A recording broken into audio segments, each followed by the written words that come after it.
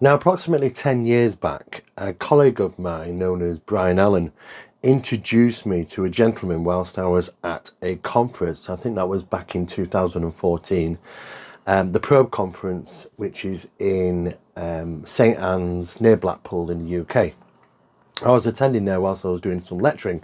Brian approached me with this gentleman. His name was Don Phillips, and we shook hands, and that was pretty much it. It was very short. I was very busy, of course, but Brian had been in contact with me to say that Don Phillips has some unusual abilities, and Don was trying to reach out to see if he could demonstrate some of these things to me. Of course, going back home, I started to have a look around to see if I could find anything on Mr. Phillips, and I found his YouTube channel. And I have to say, I was a little intrigued, but what I was seeing on these videos was Don clearly using a recording device, a digital recorder, and talking out to the air in a quiet environment, pressing record and then playing it back only after maybe 10 seconds or so, and capturing very clear vocal responses on them. Sometimes vocal responses in association to a question or remark that Don had stated. Now, I've done a considerable amount of work in instrumental transcommunication and EVP over the years. I've been involved in a number of experiments. So I was very well aware of that type of phenomena being reported. I mean, all you got to do is tune into a ghost hunters show to see them, plentiful. However, most of them are very questionable as to what is really being said. Sometimes it's just kind of hush. Sometimes there's some garbled messages in there.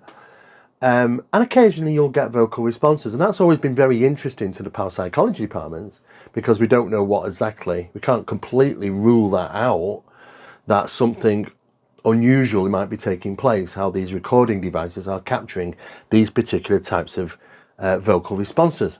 But Don's was quite plentiful, and not just that, Don seemingly, when looking at the videos, was, I don't know if you want to refer to him as a psychic or medium, a sensitive. There's many different names for these people that have these particular abilities.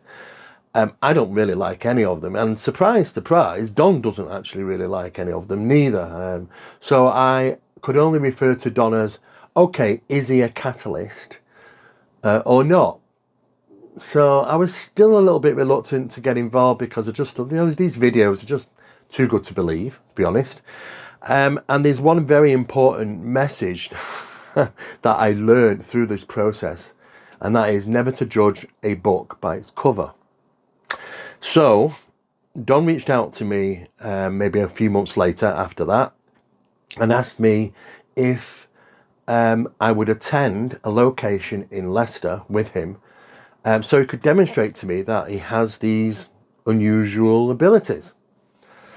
But really, I mean, I don't really get too heavily involved in the ghost hunter teams sort of thing. I have been in the past, but very rarely now. And I talked to Don, and I said, look, Don, it's not really my cup of tea. You might need somebody else, be honest with you, who's quite willing to go out to an alleged haunted location and see if, if you're capturing certain things and you have certain abilities. And that was that. But Don didn't leave it there. He contacted me a few weeks later and said, look, Steve, I really would like you to come down. I really want to demonstrate to you that, these things, I have this ability, and it's very profound. There's lots of things. And went on to tell me lots of different stories. And again, wasn't really my cup of tea. I said, look, Don, it's not for me. It's not for me. I don't really get too heavily involved in these sort of things. Now I've kind of gone beyond that. Though I am involved in some of the top level experiments and things, and test procedures involving paranormal or parapsychological endeavors. Anyway, Don was quite persistent. Again, I turned Don down. A few weeks later, he contacted me again. I said, look, Don, I mean, talk about persistence. I said, look, And I was getting, I'll be honest with you, I was getting a little bit tired of this. And I was a little bit sharp with Don, and I apologised for that. But I said, look, Don, I'm not the person you want. If I come down and I find anything that's hokey or dodgy, or you're trying to deceive me, I will discredit you to the hills. I will put it out. It'll be all over the internet. Everybody will know. And and I was thinking, okay, he's going to take a step back now. Don's not going to be pressing so much. But he said something to me which was very intriguing. And he said, you're exactly the person I want, Steve. You're exactly the person. That's what I need. And of course, I was a bit taken back, and I thought, okay, all right, that's an unusual response. And I thought, in for a penny, in for a pound, as they say. And I said, okay, fine, no problem. When is it? So we set a date, and I went down to Leicester. I took my colleague with me, Jackie, and I was explaining to her on the way down in the car that don't get too comfortable. We're only probably going to be there for a couple of hours. And, I'm going to be putting Don through these rigorous tests, and, I'll find out what is what, because there's not a lot I haven't seen. Yeah, right. I explained to Jackie that, it's exciting that we're going down there and, trying to find out, does this guy have this so-called ability that we're seeing so plentifully on his YouTube channel? And it was an intriguing night. October the 4th, 2014. It's wet, it's windy, it's a miserable day in the United Kingdom. But a day with a little bit of a difference. I'm travelling for 2.5 hours. I arrived in Leicester and wasn't too sure about the location. It was a woman's house. Her name was Gaynor. Gaynor is it. And I quickly realised that this particular home of Gaynor's had quite a number of alleged paranormal disturbances. For 34 years, Gaynor Isid had lived at her home without experiencing anything out of the ordinary. Little did she know that what was to follow would change her life forever.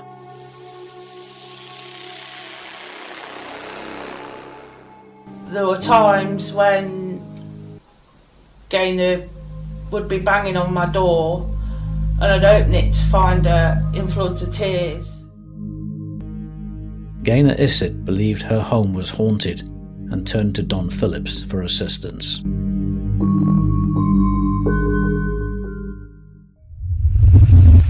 When things began to get unbearable, I rang a few spiritualist churches for mediums to come out. A few came out.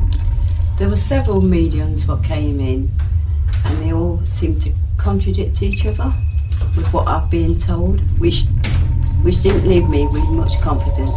By now, I didn't know which way to turn. It was a friend of mine who found out about Don. The unexplained events continue to this day. And Don had been a consistent investigator, or doing that work in the house, trying to assist and help Gaynor for quite some time. And they built up kind of a relationship together, a professional relationship, so Don could visit the house consistently over a period of time and try and assist and capture evidence and that sort of thing.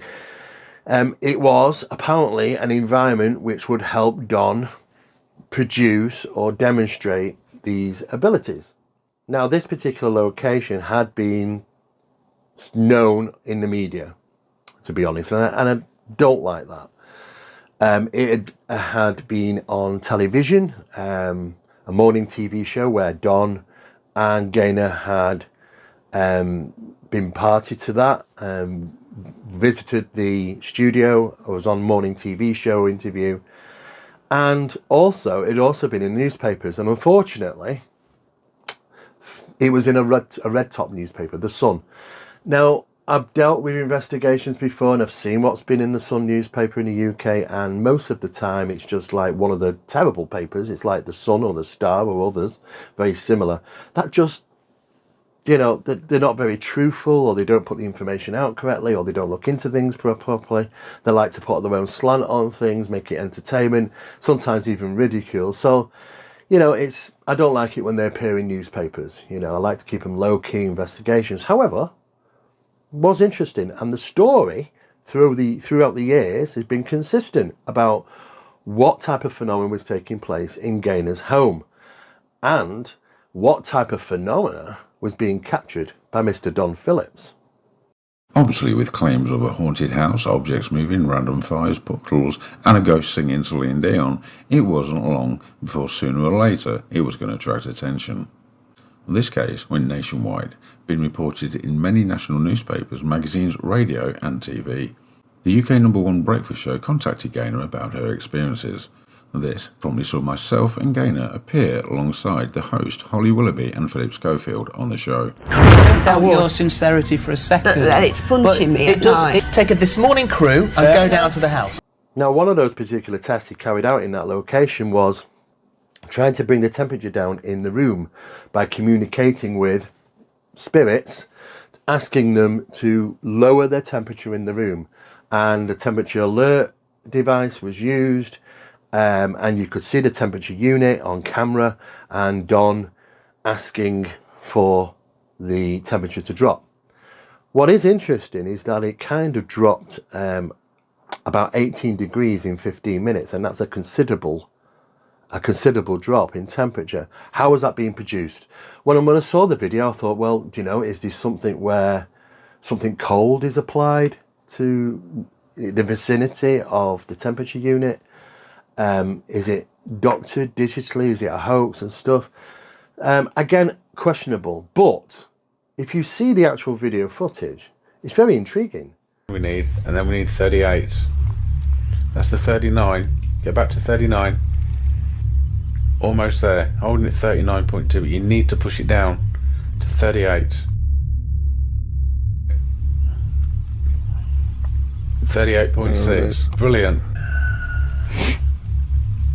I think that's the limit. 33.9. Can you do 32? 32 in the next 60 seconds now. Nearly there. We'll go 32 out of it. Come on, you're nearly there now, you might as well.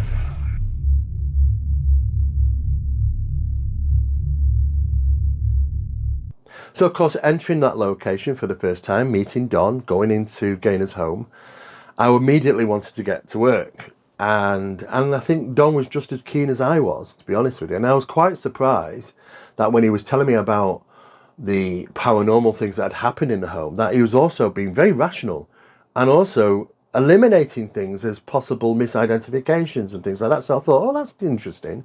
This is a gentleman that's quite happy to find rational explanations and put them out, even though he claims there is supporting evidence for the paranormal and some of his claimed abilities. So that was also very intriguing. But Don pulled out a recording device, and it was a Olympus DM670, as far as I'm aware, I can remember. And he said basically, guys, can you please say hello to Steve? And press record on the recorder. And they actually have one of those recorders right here. It's a DM670, and I actually have these as well. So that was good for me. So after about 10 seconds of recording in a completely silent environment, I'm listening, waiting to hear something, nothing. But then Don plays the recording back, and I hear sounds like a female voice on the recording saying, hello, Steve. So I thought, okay, this is interesting. That must have already been on a recorder, So I said, can you do that again, Don? Maybe say something else, ask a different question. And he did do, and he did get a different response. And again, it sounded like a female voice on the recording device. And it was only recorded for like 10 seconds in the silent room.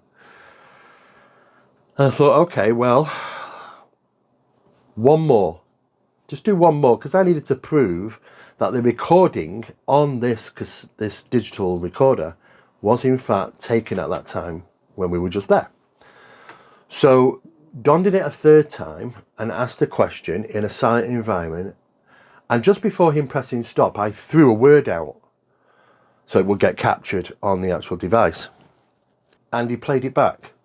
And once he played it back, you could hear a vocal response, again sounds female, and my word. And you can hear that it's actually me close to the actual recording device saying this word.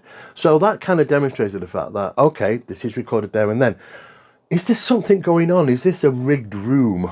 You know, is there wires around? Is speakers around? Something hidden? Something controlling the recording devices? I mean, I'm scratching my head trying to figure out what the hell's going on here. So I said, okay, forget it. Scrap your recording devices. I'm going to get my recording devices out, which are bench tested and formatted, all sorted, ready to be used.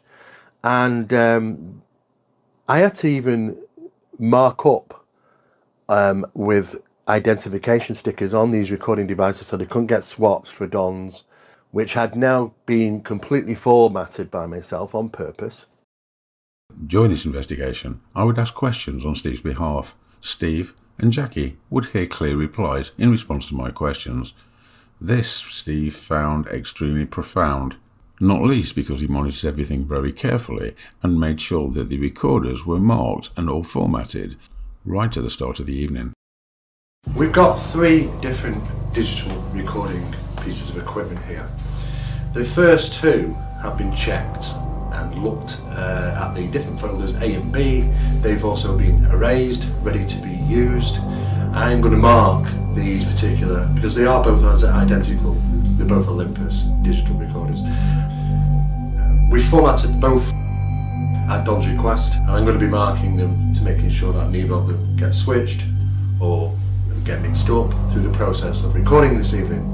We've also got a third digital recorder, which is going to be used probably moving around the location tonight with us. And everything has been also backed up on a second digital video cam. The process of the erasing of the folders and just to show that, you know, that nothing is on the digital recorders prior to us recording this evening. So I've made a thorough check of those and everything is tickety-boo. Again, he demonstrated not on just his recording device, but also my recording devices, exactly the same thing. So I was absolutely dumbfounded. And that was just the start of that visit to Leicester. What initially I thought was only going to be 2 hours, because I had told my colleague Jackie that don't get too comfortable, we're going to be there for 2 hours. Yeah, that turned into something stupid, like maybe, I don't know, 12 hours or something like that. It was so intriguing and profound what I was experiencing there. I had to document as much as I possibly can. And that included me going back to that location with Don on several occasions to conduct tests and analysis and utilising various different types of equipment to capture anomalous phenomena. Capturing a voice in the bathroom was certainly unusual. It was on a video recorder in the next room. The voice was singing, and ironically was singing a song from Titanic, My Heart Won't Go On. Sounds ridiculous, doesn't it? It was a female voice. It was reasonably loud, and it sounded like it was coming from the bathroom because it has that, you know, that resonance in the bathroom of that sound. However, you got to conduct tests. You got to try and prove that's the case. And of course, a friend of mine, Chris French, he's a parapsychologist from London in the UK, visited the location and he put his viewpoints over. And I completely agree with him on that viewpoint, because that's what I would have done.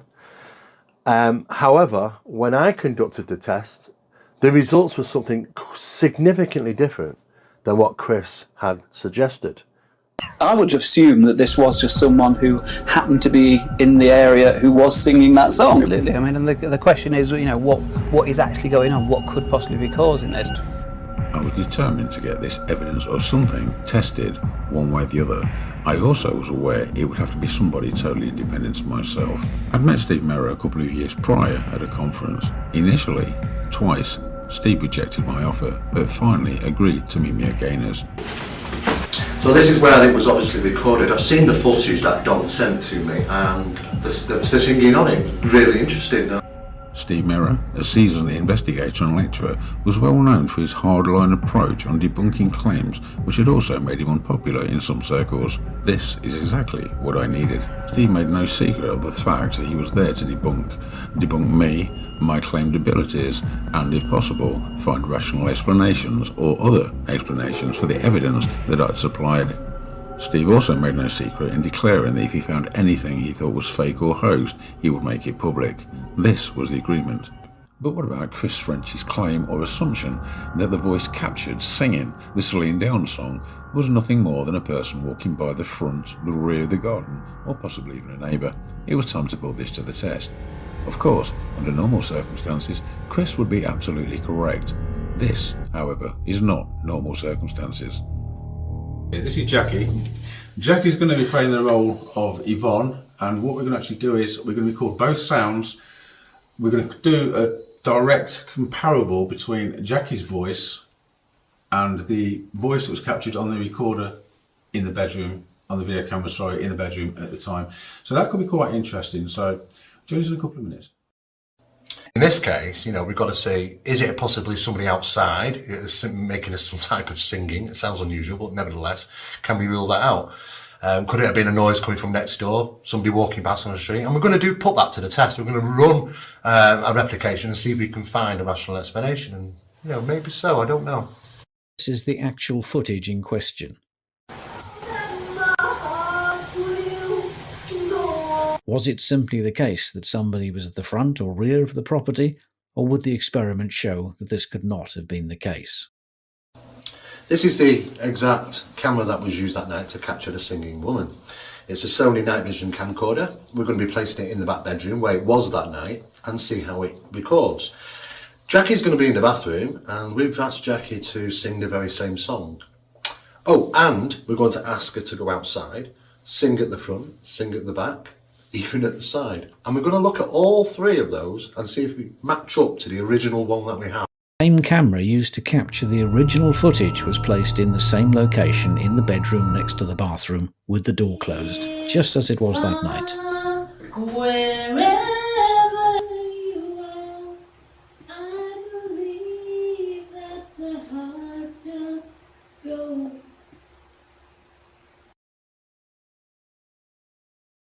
Next, efforts were concentrated at the rear of Gainer's home.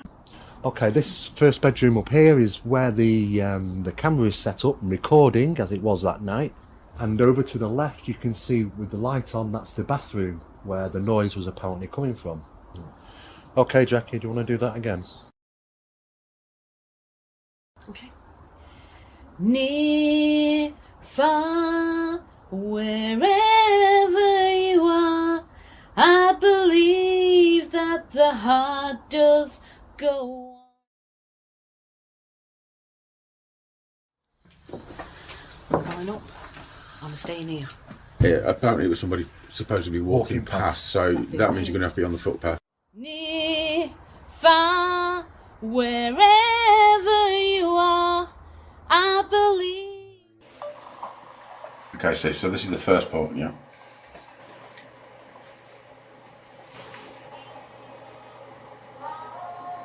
Wherever you are, I believe that the heart does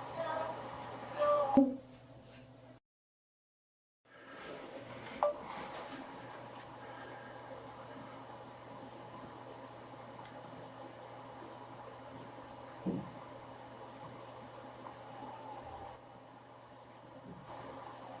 Just played the second video piece, and as we know, Jackie was singing in the back garden, but there's absolutely nothing. There's no way that you can hear even the words properly. You can just make out something, but you can't even make out the words with Jackie singing in the back garden, and that's what's caught on the video camera. Even the one from the front, absolutely nothing. Couldn't hear anything. Of course, we are 52 feet away from the front. recording on this piece of equipment which is in the back bedroom. The only one that seems to match up is the one that was recorded in the bathroom, which was Jackie singing in the bathroom. And not only that, it's exactly the same acoustics, that echo effect that you get from singing in the bathroom.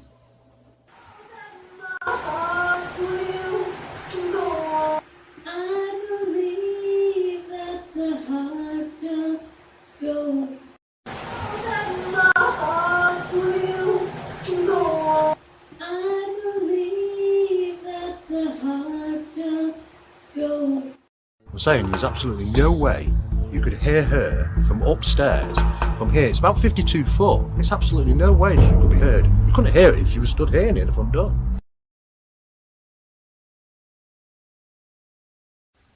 So from the investigation, we've been given a piece of audio which was taken at the location. What's interesting is that it appears that there's a vocal of a female, by all intents and purposes, singing on the captured device.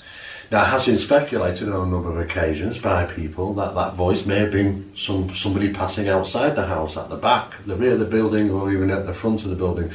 So what we've done is we've got that piece of analysis and looked at it carefully to find out, could it really have been somebody walking past the house, or did it, as we initially thought, come from the bathroom? The speculation of somebody walking past outside that's not going to be the case. We were talking 52.8 feet away from the camera. Absolutely nothing could be obtained on the capturing device by Jackie singing out on the front pathway, even when she was louder than what the initial recording would have been. And of course, letter C is the location at the rear of the building, which is around about 18.6 feet away from the captured device. We could just vaguely hear Jackie singing in the back garden, but it wasn't so significantly and not loud enough to be captured on the device. The only one that sounded exactly the same was one. It was replicated in the assumed place we thought it would have been, which would have been the bathroom. And you can actually see the results here from the test procedures carried out and the location of the bathroom. And some things strike a chord. First thing is that it had matching in the frequency range. It also had matching in the environmental resonance in the bathroom. It had matching amplification, and the decibel level, the sound level, was pretty much very similar. And it was a female vocalization test, which did provide so many similarities between the two. It was approximately 14.3 feet away from the captured device, and the pitch and the audible loss over that distance was also a match. By all intents and purposes, what we can conclude is, it's quite simple, the voice had to have come from the bathroom, and with no females in the property, what else could it have been? Now, most people will know I'm not fond of the word like portal or stargates and things like that, especially not in the paranormal field. We tend to hear references like that in the ufological studies, where you've got the sudden materialization or manifestation of UFOs, seemingly coming out of particular locations and disappearing as well. It's interesting now when you come to hear about those references in paranormal phenomena, because is it the same thing that's kind of taking place, that some type of doorway, I don't know what best word to use apart from portal, to be honest, opens, a micro one, and phenomena transfers into that environment, paranormal phenomena. It is theorised, it's speculative of course, but you've got to push the boundaries so far sometimes to try and work out the mechanics or dynamics of phenomena and how it's actually produced in certain environments, and even controlled significantly by the phenomenon itself.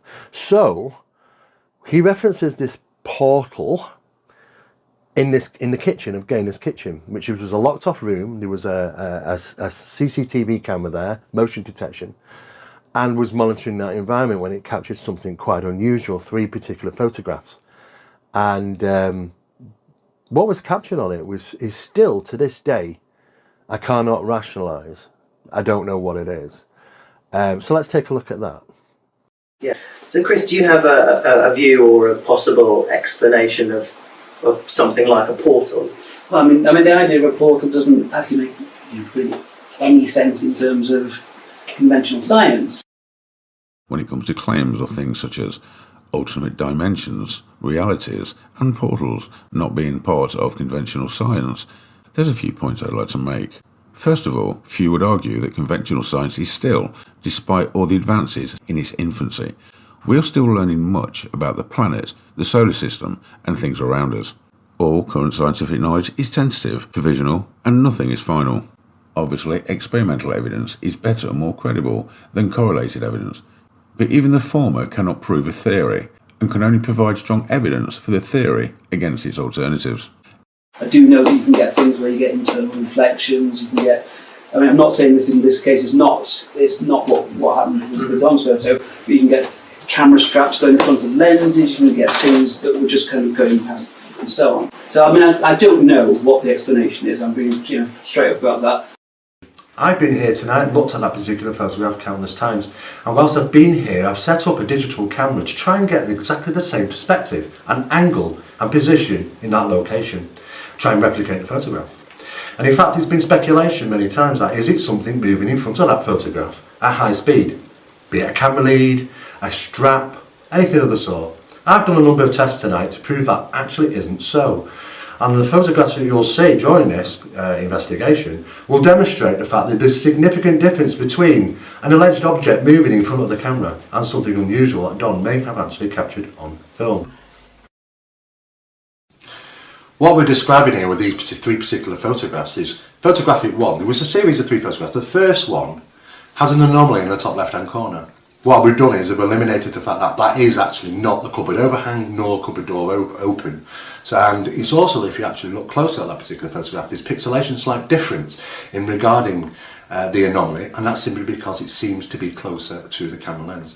The second photograph is the one in question, which seems to be the most significant, where it does seem to capture something adrift on the photograph in the middle. You know, it's been speculated many times that could be a camera strap. In fact, we've also done a second test tonight to prove that actually isn't so. And the third photograph, which is really interesting, is that it does seem to be a captured movement of the actual camera. Now, between photograph 2 and photograph 3, there was certainly movement of the camera somehow, when in fact the whole area was locked off. So, a bit of a mystery. So I had the opportunity to sit down with Gaynor and ask her about some of the things she'd experienced in her own home. What's the worst thing you've experienced whilst living here? Well, it's a couple of things really. A few fires. Fires? Fires, yeah. So do you actually see these? Yeah, just start? Just start, yeah. Right, and what's that start with? Did you just start with smouldering? Or do you just no, it just comes up like a Bunsen burner. Things catching fire? Yeah, a bloke from, well, he was a priest from Evangelical Church. Oh, a priest, right. Yeah. He witnessed it as Right. we were in the back bedroom blessing the house. And what was his response to seeing something like that? Quite amazed. Quite amazed? Yeah. And has this priest been back since? He did used to come back. He used to come back with other people and he used to bring food and they used to sit there banging drums, singing. Right, and what did he believe this was? Did he believe it was something good, something bad? I mean, did he say give you any indication? I don't know.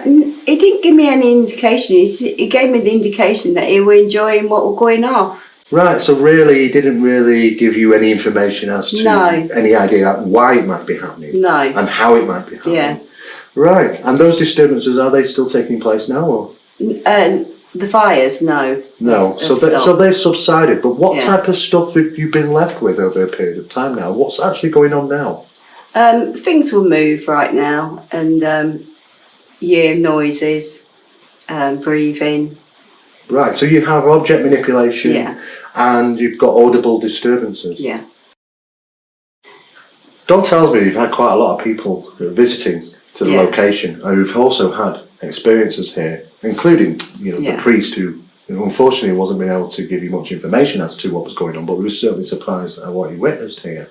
What do you think's been the most helpful? Don's been the most helpful. He's been with me all the way through it. He's caught a lot of stuff. Now, this particular priest apparently visited the location and allegedly seen a cat basket burst into flames, quickly vacated that evening after seeing that. But when Gaynor tells me about a priest coming back and banging on drums, and I'm thinking, what the hell? What is all that about? I really do not know. And I thought, okay, that's a bit strange. Nevertheless, though, the priest was talked to, and he didn't want to talk about some of the things he'd seen there, and had nothing, didn't want anything to do with it. Nothing whatsoever. But according to other people, the priest did in fact witness numerous incendiary effects, combustion. And there was evidence of things that had been burning around. You could clearly see that. I was recording them and photographing them and asking Gaynor about those incidents. Over the last 10 years, working alongside Don, occasionally you get vocal responses, which are very clear, and you get remarks, some terrible remarks sometimes, like, I'm going to break your legs, I'm going to kill you. You know, I'm a demon. There's a good one. I'm a demon. And normally we kind of just shrug that off and go, okay, all right, you're a demon. But in this case at Gaynor's, we got that again, you know, this vocal response. It was a little bit different than the other vocal responses that have been captured on recording devices, but kind of a grufty, sounds a bit like a male voice, saying, oh yes, I'm a demon. And it was quite intriguing, the first recording of this that was captured. Okay, so demon, speak to me.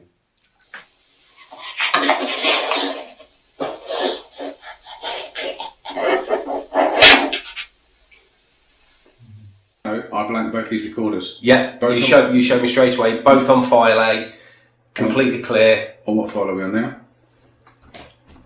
File A. It was during a totally unconnected night to the investigation. One of Gaynor's guests asked me how many spirits there were in the property. I suggested that they answer that. We promptly went upstairs to the landing, where I asked the question, and this is the action of the gentleman that had heard one of the spirits replying to me for the very first time. Jesus! Let's listen to that one more time. In regarding the 3 photographs taken in the kitchen on a CCTV camera, motion detection, it was completely locked off, that kitchen. Nobody was going in, nobody was going out. It's incident tape. It's placed usually over doors, especially when I'm there. You know, so we know it was a controlled environment.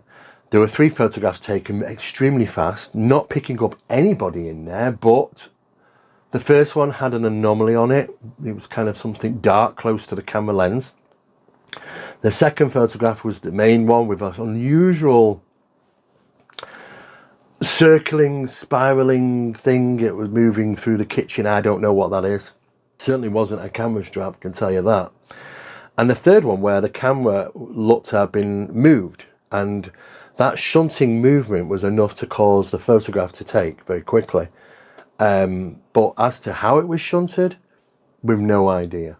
Now, I did conduct a number of tests proving the fact that, you know, it's not a camera strap. It's not something which is moving around quickly in front of the camera. Because I did a series of tests with the same camera in the same environment sometime later when the kitchen had been redesigned, of course, over about a year. But we still conducted the test there under the same conditions. And what the original photograph shows is something that doesn't seem to be anything that has been moving around quite fast, or a camera strap or a lead or something like that in the kitchen. So it still remains unknown to this day. A number of other interesting things did take place in that environment. Apart, you know, there was the sound of women talking, and sometimes it's seemingly between themselves. I mean, one comment which we heard was, I've seen a lovely dress. I mean, what the hell does that mean? But it was heard. Conversations were heard. Whispers were heard. Bangs, sounds, audible phenomena. Items sometimes being moved in that location. There were lots of things going on there. And I have to say, you know, it was quite prominent, the disturbances in Gaynor's home. So it was an ideal location for Don to demonstrate a number of his abilities, and that was clairaudient, clairsentient, being able to record things on his recorder. It didn't work for me half the time. If the recorder's in my hand, hush, nothing. Recorder's in his hand, some type of vocal response. And it is vocal response. And sometimes they were so clear and answers to questions that Don was giving. That's a little bit more than just your standard EVP. You know, electronic voice phenomena, you're actually conversing. It's like an actual voice phenomena. You're conversing and getting responses back. There's a communication going on. Absolutely profound. At that time, I'd spent about 30 years in the field. And yes, I've obtained EVP and some things through instrumental transcommunication practices. And to be honest, I have to say, the most significant ones were the ones that were captured by Don in numerous places where I've been with him over the years. He intrigued me that much that I went on to conduct further investigations with Don, taking him as a catalyst out with me on location, because not only did it give me the availability to monitor Don and conduct experiments with Don, which I could document, but also see if he can assist with the information pertaining to the locations where we were investigating. And that journey's been for 10 years and we're still at it. And it's been absolutely an eye-opening experience for me, which I have to say has kind of changed my whole view and perceptions of paranormal phenomena. Because I do believe you can go through your whole life investigating phenomena and actually never be in a situation where it produces to such a level, which I've been privy to, and experience multiple factions of various types of phenomena, from visual to audible, and also sensory, feeling, that sort of thing. But most intriguing is the times when even video cameras, which were being filming that location, are catching anomalous vocal responses, sometimes in association to what we're doing, and we don't hear anything. And that's where we start to get into the advanced studies of what is referred to as transplacement, which we will get into at some point, guys. And last but not least, whilst that visit was taking place in Leicester, meeting Don, I set up a test, and basically it was a test put forward for him to fail. Basically, there's no way he was going to pass this test. It was a hidden envelope test, first carried out over 100 years ago. What's really going to be interesting is that not only going to ask Don to see if he can find out any information pertaining to what the items are in hidden envelopes, so he won't be able to see the images inside them. But he's also going to have to, he's going to be challenged with 3 different envelopes. So he's going to have to pick one envelope out of the 3 and also get that right. And what's also interesting is that Don hasn't got a clue we're going to be doing this. Sounds interesting. Yeah, he's going to need all the help he can get. Let's just say that.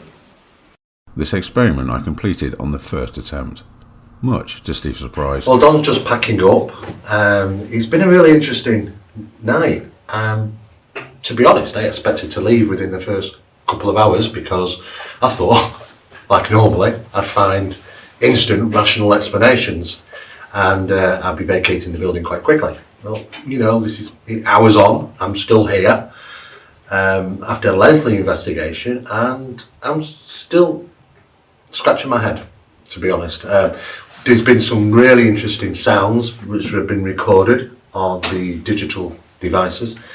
There's also been the experiments that we've conducted. We've done a Faraday cage test. We've covered with foil around the equipment to try and shield any stray reflective voices or any transients coming through. And again, we still got them.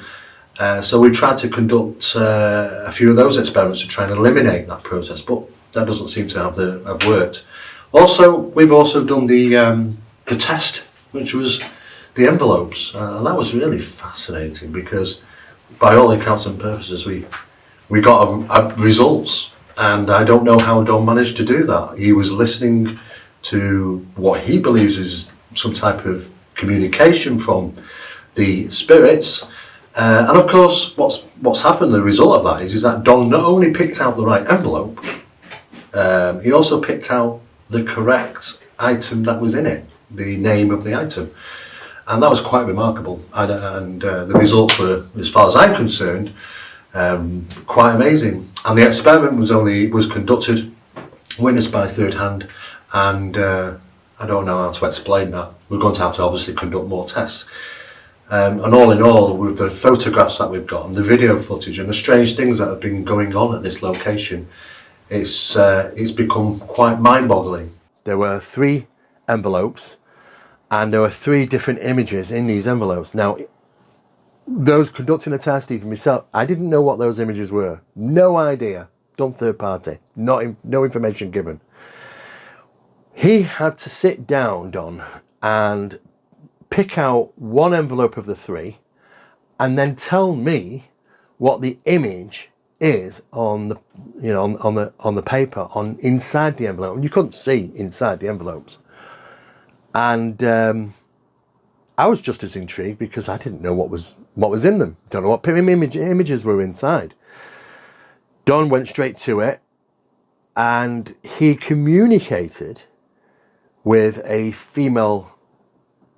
It was like sounds like a female, vocal responses on the recording devices he was using. He was asking what the image was, and I could hear some response. I did say nothing to Don though, and then Don said, "Did you just say the word kite?" Response came back and said something like, "You've got it," or "Yes," that sort of thing. So Don looked at me and said, "I picked envelope B, and the image in there is a kite." Of course, opening the envelope, tore it open because it was sealed, and then that was wrapped around another piece of paper. Opened that one, and then I pulled out the image, and lo and behold, it was a kite. Now that test was designed for him to fail. I've never seen anybody just randomly do that. Which means that we're going to have to conduct more tests. So that was my introduction to meeting Don Phillips. Somebody who I thought, oh, maybe he's a little bit of a showman. Maybe he wants to just make videos and hoax them and put them out on YouTube, wants to build his channel up. Yeah, I couldn't have been further from the truth in regarding the channel. And, it was about him truly demonstrating some uncanny abilities he's had. And for me, I had to stick to my guns, to be honest with you. It put me in a very unusual and uncomfortable place because of other people I know in the academic field, that I am going to have to stand by my word. I should not have judged a book by its cover, even though it's so easy to do because there's so much dodginess, if that's a word, Google that, out there in the world in regarding these so-called paranormal abilities. But Don is most definitely a catalyst. He is, in my now 41 years of investigative research and conducting tests and experiments, the most significant individual I've ever come across. And I'm not the only one to say this, because in other videos coming along soon, you're going to see that journey unfold yourself and listen to other people's statements, people which are very, very credible, people which do not have a problem calling people out like me. I've upset a few people in my time by saying, look, no, that's hokey. I don't believe it. And they don't like that. But like I say, don't ask me to get involved if you're not prepared to have my conclusion. I don't like my time wasted and expenses and all that sort of thing. I'm getting a bit too long in the tooth for that now. And my patience have grown thin a little bit over the years, to say the least. But yes, it was caused me a few issues because people thought I'd lost the plot. Or I was in on it with him. Anybody that knows me knows that I'm never going to do that. Never. Because just like myself, there are other people which do want to advance this subject, do want answers, do want to conduct more tests and experiments, and trying to get certain establishments to open their doors a little bit more and conduct relevant investigative procedures to try and get some of those answers. We can't be static any longer. It's been over 100 years in the paranormal phenomenon. We're still pretty much static. Yes, a few little interesting things, but you know, there's so much more we can do. And that, for me, it's about advancing the subject. So that's something I'd never do. However, what I can say is that I went through the ropes, to be honest with you, because I stuck to my guns and I said to Don, if I, you know, equally, if I say something, if I see something dodgy or fake, I'd put it out. But I also have to do the opposite. I also have to say, well, if I find an explanation and I cannot, you know, rationalise it, I also have to put that out. I have to put it out as I say it as it is. However, it is what it is at the end of the day. You know, I just have to say it. And yes, it was problematic a little bit at the time. People thought that I'd lost the plot. But it opened up the possibility of being able to work with Don over the next 10 years. And that's exactly what I did. And as time's gone on, I've seen Don's abilities flourish. So there it is, guys. I'm going to be putting some more videos out, some clips, of my work with Don Phillips over the last 10 years and how his abilities have progressed into other areas. And it's been an absolutely fascinating journey. I'm going to be sharing some of that evidence with you. And it's pretty mind-blowing. And the people that I've had to bring in and get involved, because I need other people to see and experience what I'm experiencing here. And it's been an incredible journey. So I hope you've liked the video. Please don't forget to share, like and subscribe. And also, I'm going to be putting Don's YouTube channel, where you can find some of these videos, in under the description of the video. And please visit, take a look, have a look at them. It's fascinating. And I thank you again for watching, and we'll be back soon.